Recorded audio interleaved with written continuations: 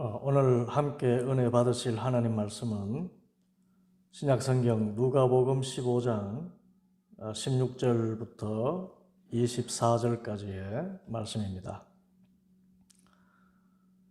누가복음 15장 16절부터 24절까지 말씀 봉독하겠습니다. 그가 돼지 먹는 쥐염 열매로 배를 채우고자 하되 주는 자가 없는지라. 이에 스스로 돌이켜 이르되 내 아버지에게는 양식이 풍족한 품꾼이 얼마나 많은가. 나는 여기서 줄여 죽는구나. 내가 일어나 아버지께 가서 이르기를 아버지, 내가 하늘과 아버지께 죄를 지었사오니 지금부터는 아버지의 아들이라 일컬음을 감당하지 못하겠나이다. 나를 품꾼의 하나로 보소서 하리라 하고 이에 일어나서 아버지께로 돌아가니라. 아직도 거리가 먼데 아버지가 그를 보고 처근히 여겨 달려가 목을 안고 입을 맞추니 아들이 이르되 아버지, 내가 하늘과 아버지께 죄를 지었사오니 지금부터는 아버지의 아들이라 일컬음을 감당하지 못하겠나이다 하나 아버지는 종들에게 이르되 제일 좋은 옷을 내어다가 입히고 손에 가락지를 끼우고 발에 신을 신기라. 그리고 살진 송아지를 끌어다가 잡으라. 우리가 먹고 즐기자. 이 내 아들은 죽었다가 다시 살아났으며 내가 잃었다가 다시 얻었노라 하니 그들이 즐거워하더라. 아멘.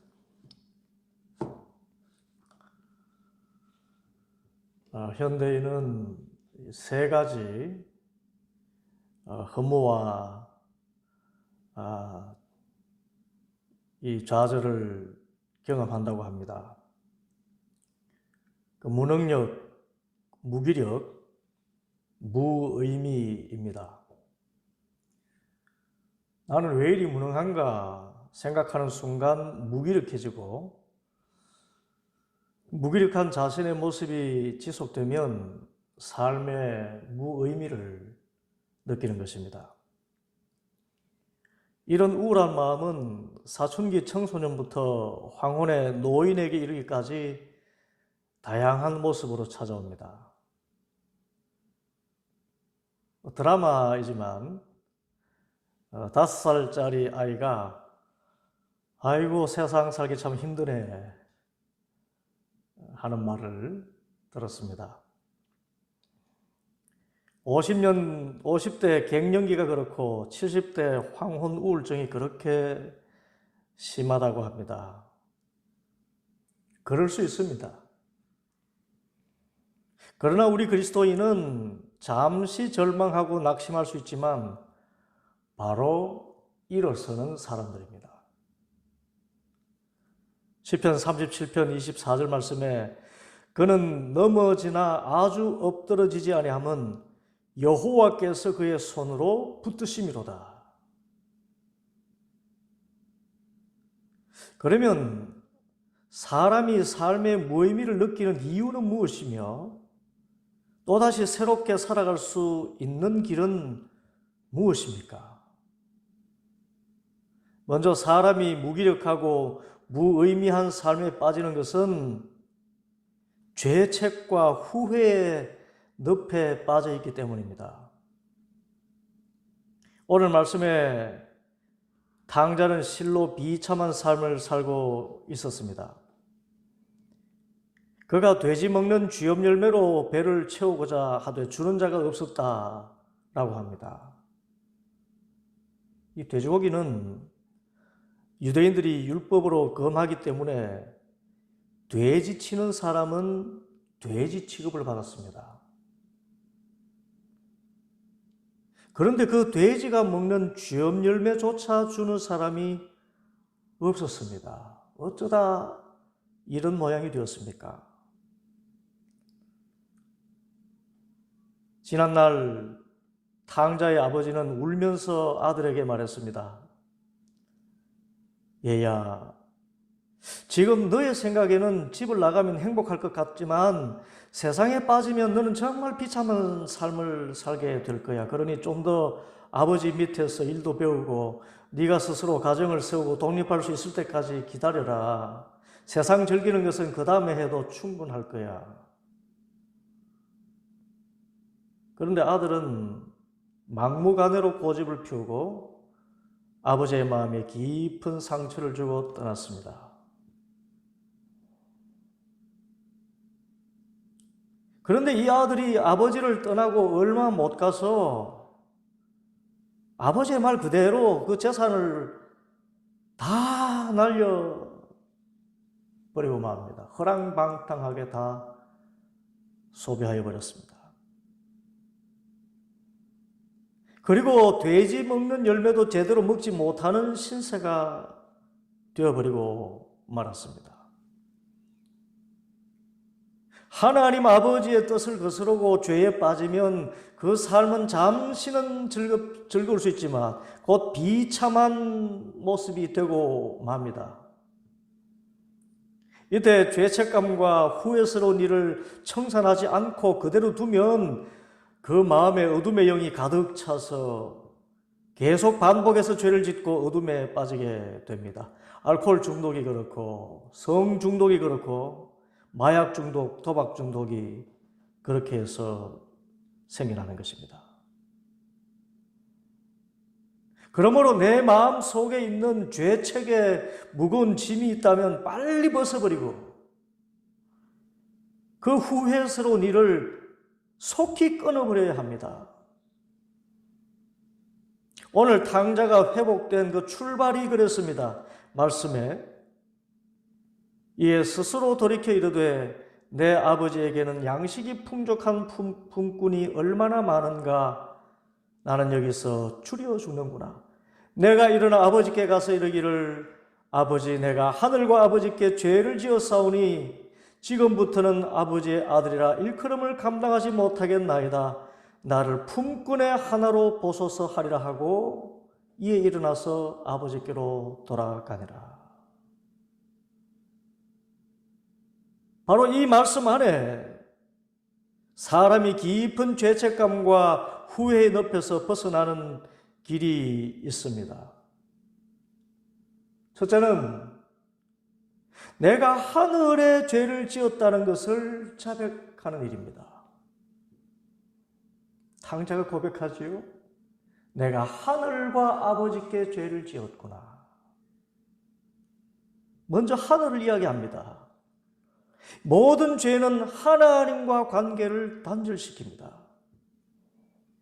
육신의 아버지의 마음에 상처를 주고 세상에 빠진 것은 육신의 아버지에게 죄를 짓기 전에 하나님께 죄를 짓는 것입니다.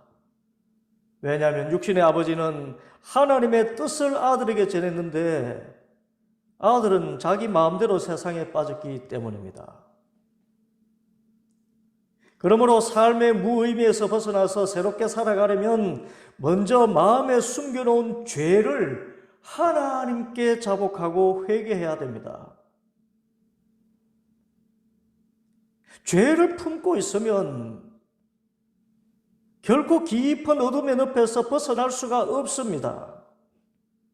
사람이 아무리 주여 주여 외쳐도 마음속에 감춰놓은 죄가 있으면 아무리 하나님께 부르짖어도 믿음이 생겨나지 않고 성령의 역사가 일어나지 않습니다. 기쁨이 없고 평안이 없습니다. 그렇기 때문에 다시 새롭게 살아가려면 제일 먼저 죄를 하나님께 자복하고 회개해야 됩니다. 죄는 하나님과의 관계를 단절시키는 것이기 때문에 제일 먼저 하나님께 회개해야 됩니다. 그러면 성경은 말하기를 하나님께서는 예수님을 통해서 그 어떤 죄든지 다 용서하신다고 하십니다. 요한일서 1장 9절 만일 우리가 우리 죄를 자백하면 그는 미쁘시고 의로우사 우리 죄를 사하시며 우리를 모든 불의에서 깨끗하게 하실 것이라.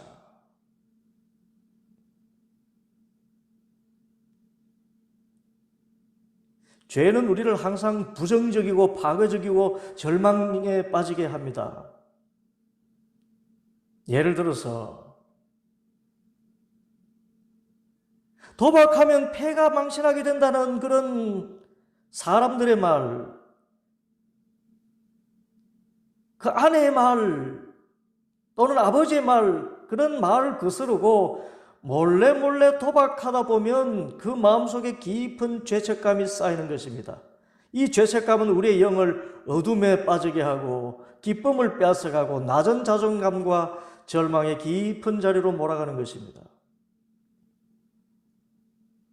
그러므로 먼저 죄책과 후회의 늪에서 빠져나오려면 하나님께 죄를 고백하고 용서를 구하고 용서의 확신이 들 때까지 기도해야 됩니다. 그러면 하나님은 예수님의 피로 죄를 용서하시고 마음의 평안을 회복시켜 주십니다. 요한복음 5장에 보면 예루살렘의 베데스다라는 연못가에 무려 38년 동안 병을 앓고 있는 사람이 있었습니다. 그 베데스다 못에 물이 가끔씩 동하는데 거기에 먼저 들어가는 사람이 병이 낫는다는 그런 체험이 있었던 것 같아요. 그런데 그 자리에서 38년 동안 그 물이 일어나면 가서 병 낫기를 바랐지만 자기보다 조금 건강 형편이 나은 사람들이 먼저 들어가서 자기는 그 38년 동안이나 병이 낫지 못하고 그렇게 병자로서 지내온 것입니다. 인생의 거의 전부를 환자로 살아온 것입니다. 그런데 38년 동안 아무리 애써도 되지 않던 그 병이 예수님을 만나자 바로 고침을 받습니다. 예수님께서 그를 만나자 그를 고쳐주신 것입니다. 그런데 이 병을 고치신 후에 예수님께서 참으로 의미 깊은 말씀을 하셨습니다. 요한복음 5장 14절에 그 후에 예수께서 성전에서 그 사람을 만나 이르시되 보라 네가 나았으니 더 심한 것이 생기지 않게 다시는 죄를 범하지 말라. 예수님께서 분명히 분별하시기는 그가 38년 동안 그 병에서 노임받지 못한 이유 가운데 가장 중요한 이유가 그가 마음에 품고 있던 혹은 저지르고도 회개하지 않은 죄 때문이었다는 것입니다. 일생을 그 죄책 때문에 어둠의 영에 갇혀 지냈다는 것입니다.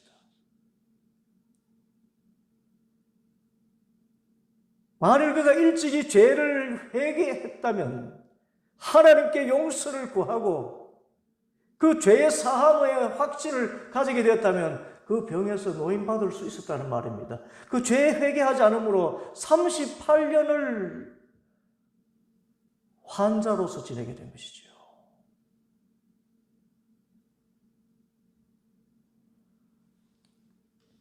그래서 내 마음속에 죄책감이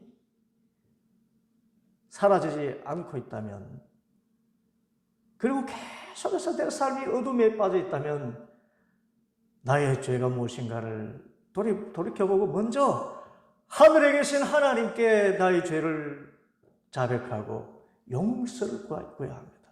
그러면 주님께서는 얼마든지 용서해 주시고 38년 동안 앓던 병이라도 그 죄 때문이었다면 그 죄를 회개하는 순간에 즉시 낫도록 이끌어 주시는 것입니다. 전혀 새로운 삶을 사는 그 비결, 바로 이 회개에 있는 것입니다.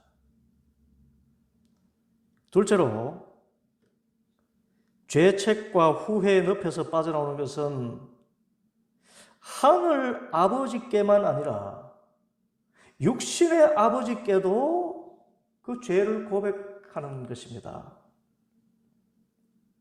탕자가 회개하면서 이렇게 말했지요.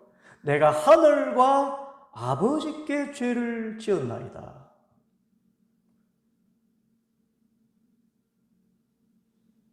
영적으로 우리가 죄는 하나님께 짓는 것이지만 우리가 전혀 새로운 삶을 살기 위해서는 육신적으로 죄를 지은 그 상대, 그 당자에게는 그 육신의 아버지께 잘못을 고하고 죄를 용서받아야 합니다.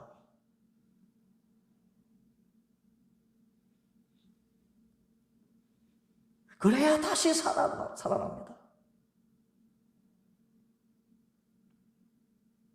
반대의 경우도 마찬가지예요. 오늘 말씀에는 틀림없이 당자가 아버지께 죄를 지은 것이지만 미움도 죄라고 이야기할 때 누군가를 용서하지 않는 것도 나를 깊은 어둠에 빠뜨리는 원인이 됩니다.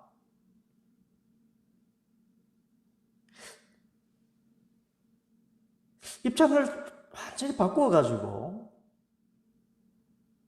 당자의 마음속에 아버지에 대해서 분노와 원한이 있었다면 그것을 아버지께 솔직히 말하고 아버지를 용서하고 털어버려야 했다는 것입니다.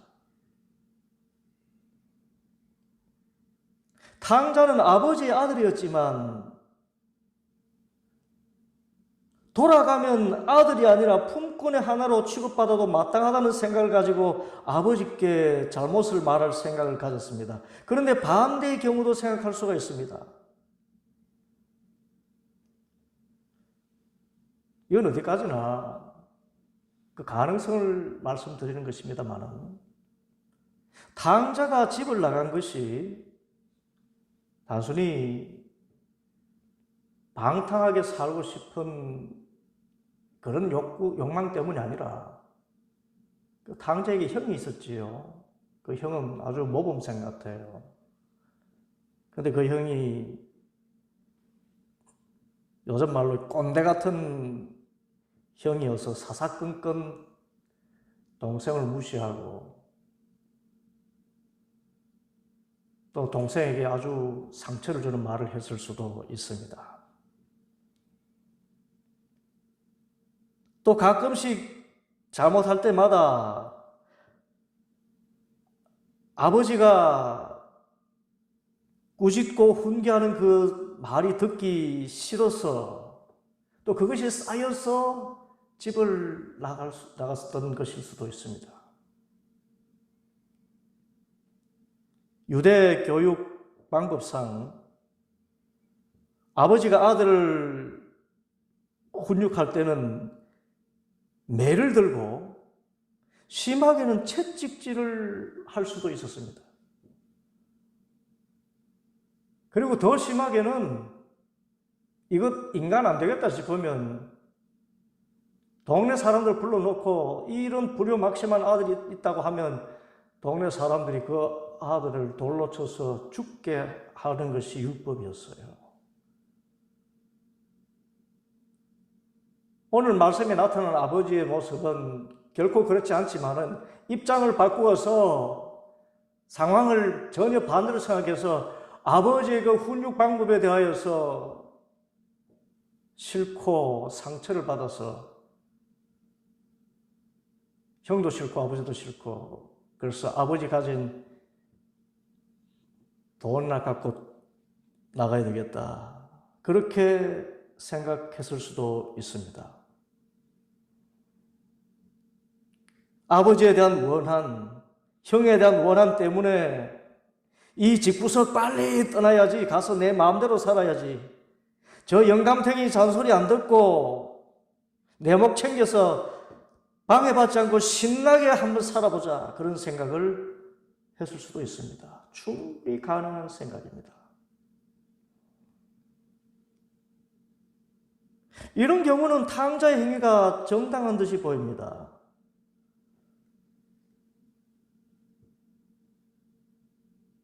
형과 아버지 때문에 마음의 상처를 받아서 뛰쳐나갔으니 그걸 충분히 이해할 수 있다는 그런 의미지요. 그렇지만 그 결과가 말해주듯 탕자의 이런 마음과 행동은 죄책과 깊은 후회의 늪으로 이끌 뿐이었습니다.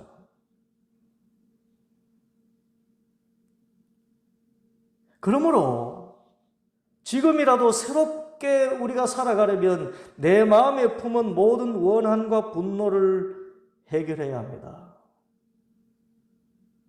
가장 좋은 방법은 용서를 구하고 또 무조건 용서하는 일입니다.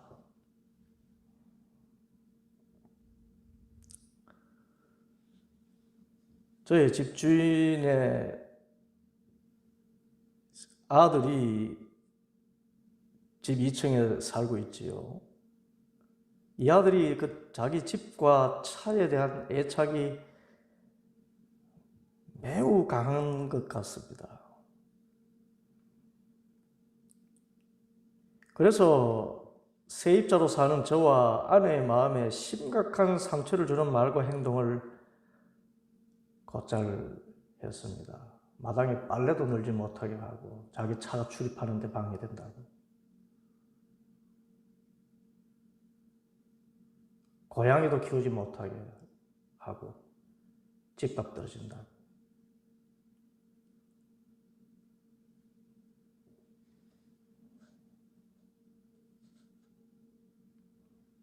급기야 어느 날 그 무리한 아들과 언쟁이 있었습니다.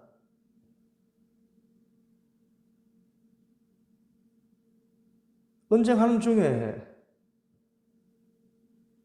저로서는 상상도 못할 그런 일을 했어요. 경찰을 부른 것입니다. 경찰을 불러서 저에게 수모를 주고 어떤 법적으로 어떻게 할 그런 생각이 있었던가 봅니다. 그래서 대화를 녹음하고 온갖 비열한 일을 다 했습니다. 저도 화가 나서 그 아들의 갑질에 대해서 야단을 쳤습니다.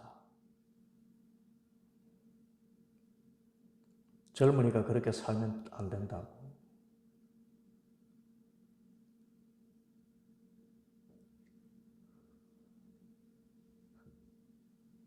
그런 다툼이 있는 중에 아내가 어디 갔다 돌아오면서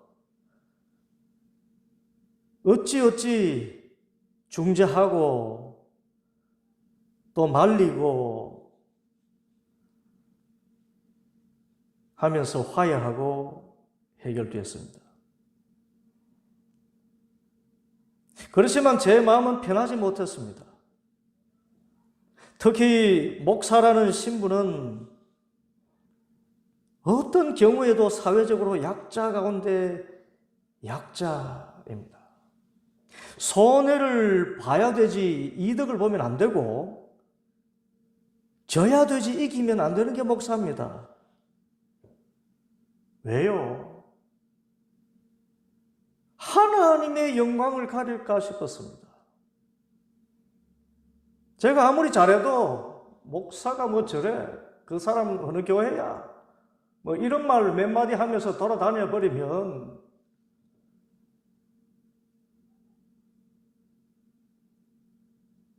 정말 하나님의 영광을 가리우게 되고 교회의 선교에 큰 지장이 오는 것이지요.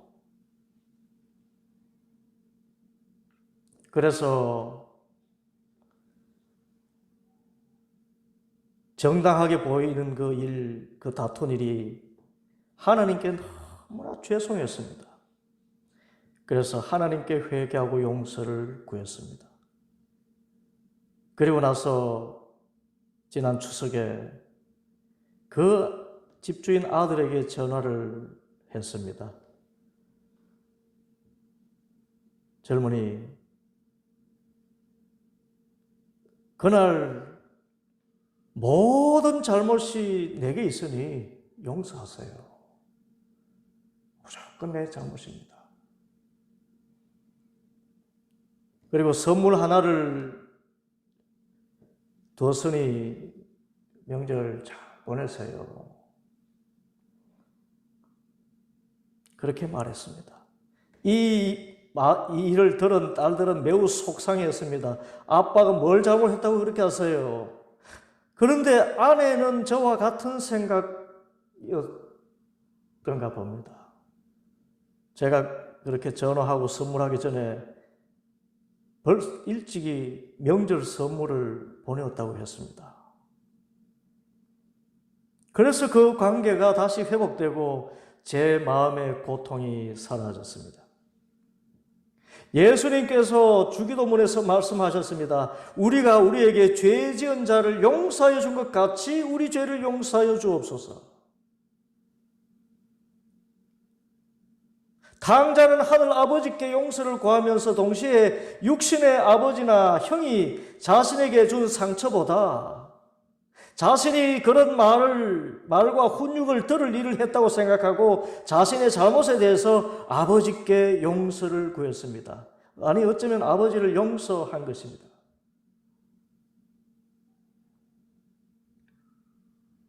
많은 사람들이 삶의 깊은 우울감에서 벗어나지 못하는 것은 자신이 상처받은 것만 기억하기 때문입니다. 그리고 용서하지 않기 때문입니다. 그러므로 내가 자유롭게 살아가기 위해서는 누가 내게 어떤 상처를 주었든지 용서해야 됩니다. 그리고 자신의 잘못만 생각해야 됩니다. 모든 것이 나의 잘못입니다. 내 탓이요. 내 탓이요. 내 탓입니다.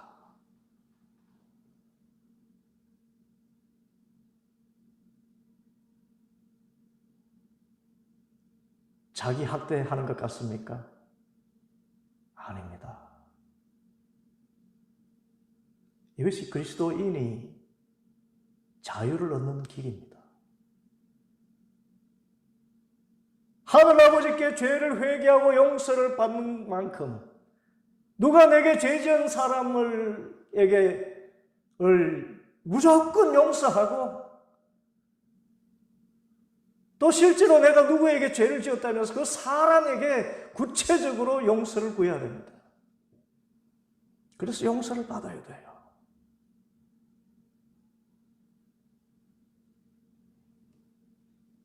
그래야 나의 삶이 회복되고 새롭게 살아갈 수가 있습니다. 마지막 셋째는 자기 자신을 용서하는 일입니다.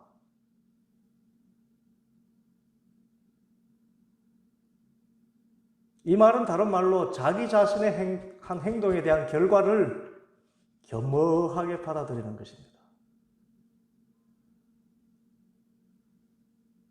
당자는 아버지 집으로 돌아가면서 이제 아버지 집에서 아들이 아니라 품꾼의 하나로 취급을 받아도 좋다는 생각까지 할 정도로 겸허해졌습니다. 그런데 이 낮아짐 안에 자유가 있어요. 내가 한 행위에 대해서 품꾼의 하나로 취급을 받아도 나는 당연하다라고까지 생각하는 모든 자신의 교만과 아집을 내려놓는 것입니다. 이것이 자기 자신을 용서하는 길이에요.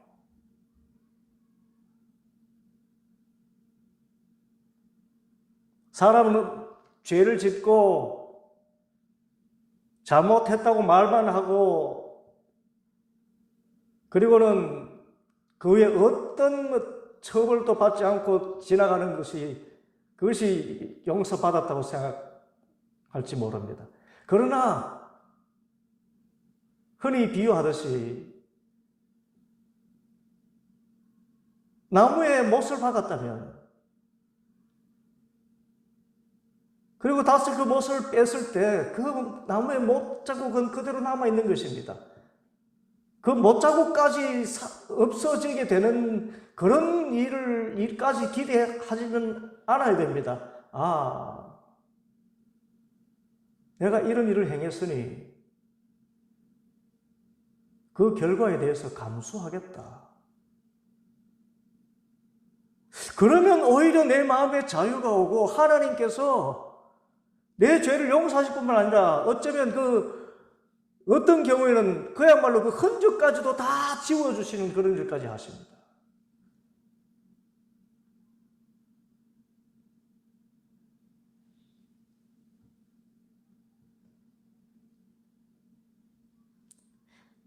아버지의 아들이 아니라 품꾼의 하나로 취급받아도 좋다. 그전에는 벤츠 아니면 차가 아니었고 압구정동 70평 아파트가 아니면 집도 아니라고 생각했던 아들이었을지 모릅니다. 그런데 이제 낮아지고 겸손해져서 자신이 행한 일의 결과를 그대로 받아들인 것입니다. 이것이 자신을 용서하는 것이고 자신을 용서하면 자유해집니다. 과거는 더 이상 족쇄가 되지 않습니다. 책임지겠다는 데요. 그 과거가 어떻게 자기 문제가 됩니까? 그래서 시간이 지나고 나서 그때는 소시적에 철없을 때 했던 행동이었다고 웃으면서 말할 수 있는 추억이 되는 것입니다. 그때는 제가 철이 없었어요.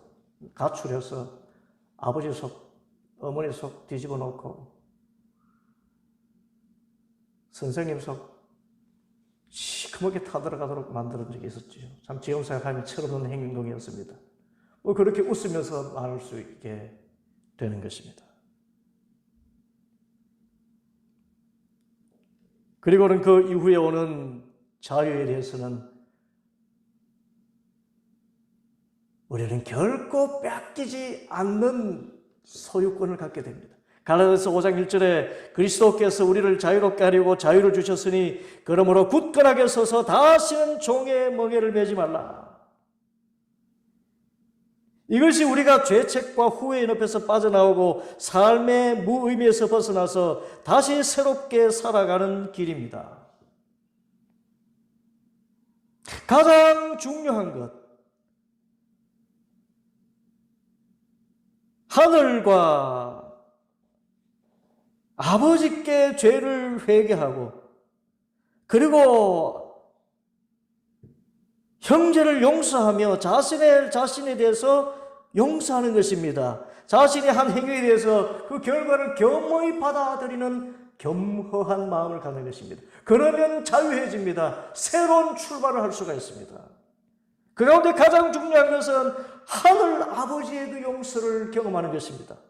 시편 103편 8절부터 14절 여호와는 긍휼이 많으시고 은혜로우시며 노하기를 더디하시고 인자하심이 풍부하시도다 자주 경책하지 아니하시며 노를 영원히 품지 아니하시리로다 우리의 죄를 따라 우리를 처벌하지는 아니하시며 우리의 죄악을 따라 우리에게 그대로 갚지는 아니하셨으니 이는 하늘이 땅에서 높음같이 그를 경외하는 자에게 그의 인자하심이 크심이로다 동이 서에서 먼 것 같이 우리의 죄과를 우리에게서 멀리 옮기셨으며 아버지가 자식을 긍휼히 여김같이 여호와께서는 자기를 경외하는 자를 긍휼히 여기시나니 이는 그가 우리의 체질을 아시며 우리가 다시 먼지뿐임을 기억하심이로다.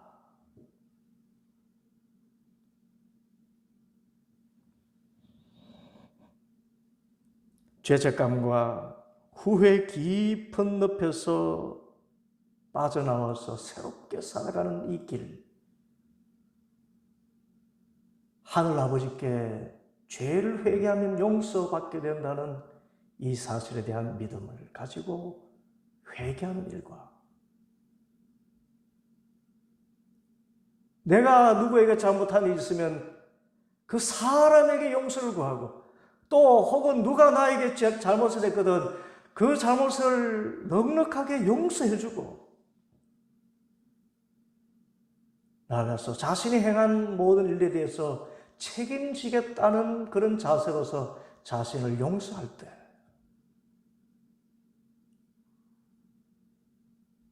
우리는 그리스도 안에서 참된 자유를 가지고 기쁨으로 살아갈 수가 있는 것입니다. 회개와 용서를 통해서 죄책과 후회의 늪에